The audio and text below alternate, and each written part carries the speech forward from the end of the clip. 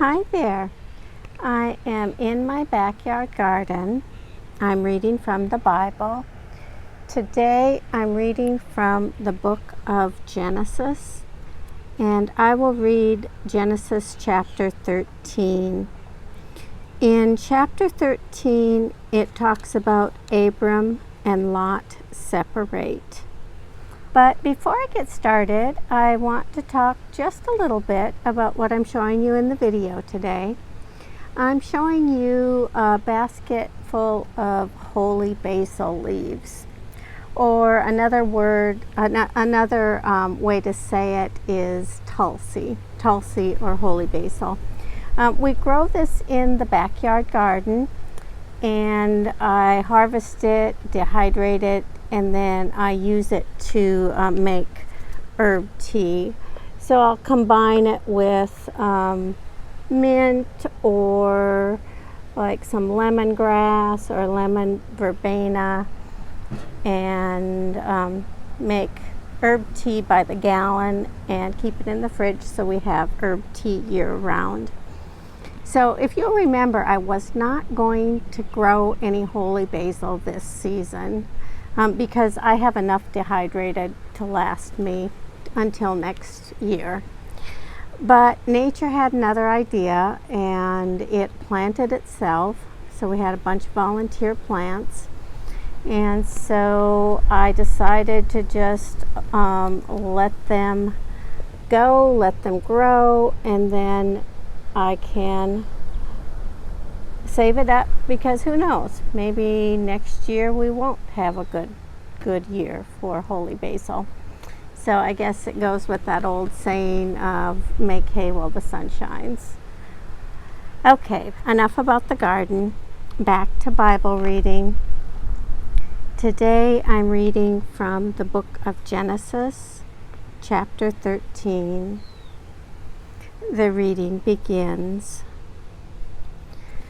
So Abram went up from Egypt, he and his wife, and all that he had, and Lot with him, into Negeb.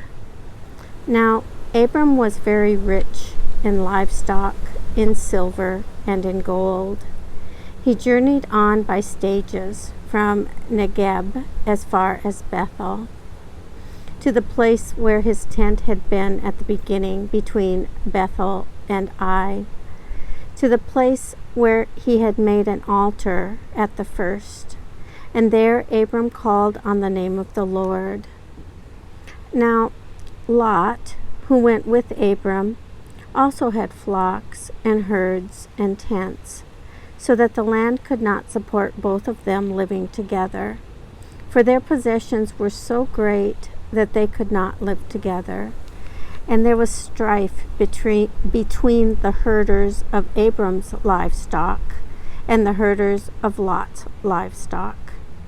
At that time, the Canaanites and the Perizzites lived in the land.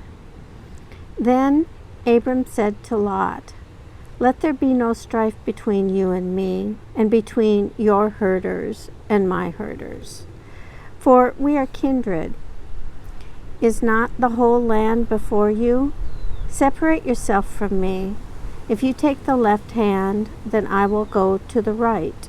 Or if you take the right hand, then I will go to the left." Lot looked about him and saw that the plain of the Jordan was well watered everywhere, like the garden of the Lord, like the land of Egypt in the direction of Zoar. This was before the Lord had destroyed Sodom and Gomorrah. So Lot chose for himself all the plain of the Jordan, and Lot journeyed eastward. Thus they separated from each other. Abram settled in the land of Canaan, while Lot settled among the cities of the plain and moved his tent as far as Sodom. Now the people of Sodom were wicked, great sinners against the Lord. The Lord said to Abram, after Lot had separated from him, "Raise your eyes now and look from the place where you are, northward and southward and eastward, and westward. For all the land that you see, I will give to you and to your offspring forever. I will make your offspring like the dust of the earth, so that if one can count the dust of the earth, your offspring also can be counted. Rise up, walk through the length and the breadth of the land, for I will give it to you.